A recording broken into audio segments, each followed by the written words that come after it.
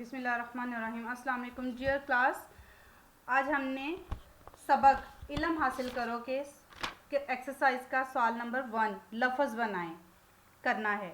ठीक है, तो स्टूडेंट जैसे यहाँ पे ये हमें हरूफ दिए गए हैं। फर्स्ट हर्फ क्या है?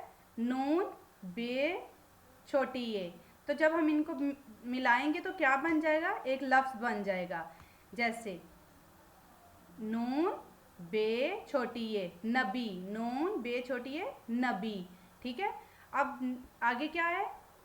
आइन, लाम, मीम। ये भी हमें 3 हरूफ दिए गए हैं और जब हम इनको मिलाएंगे तो एक लफ्ज़ बन जाएगा। क्या बनेगा? इल्म। आइन, लाम, मीम, इल्म। नेक्स्ट क्या है? फे, रे, ज़्वाद। क्या बना? फ़र्ज। तो जब हम इन्हें मिला दिया, फे, रे, ज़्वाद, फ़र्ज। ठीक है स्टूडेंट्स, अब हमने आगे देखना है। ये क्या है? हे, अलिफ, हा, स्वाद, लाम, सेल, हासिल। ये जब हमने मिलाया तो क्या बना? हासिल। हे अलिफ हा, स्वाद, लाम, सेल, हासिल।